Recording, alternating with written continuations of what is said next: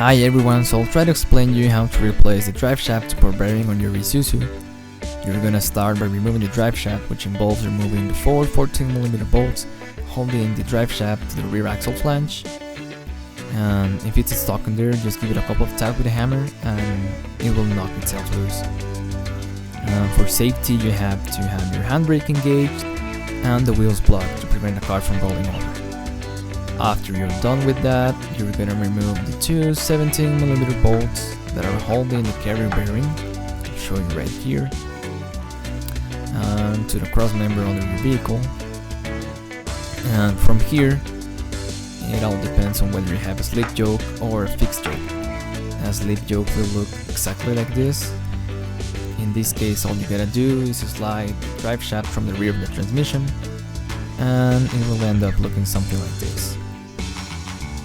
On the other hand, if you have a fixed yoke, there are gonna be four 14mm bolts holding it to the transmission, so you're gonna remove those bolts and the drive shaft will come right out.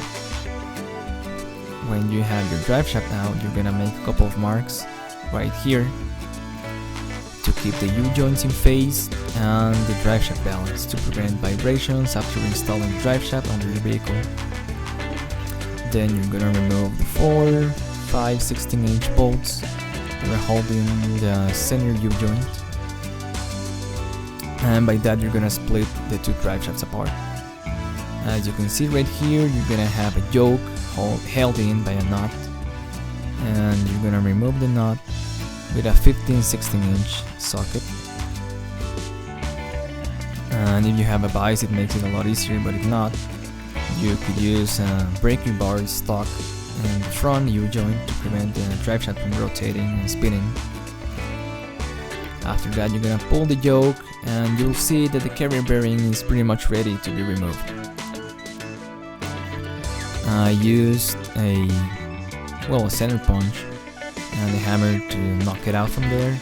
It takes a couple of taps, but it will come out. And just like that, you've already removed your drive shaft support bearing.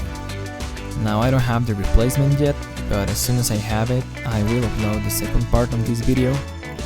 So I hope it was helpful. If you have any questions, feel free to post them in the comments. I'll try to answer them as soon as I can. And thanks for watching.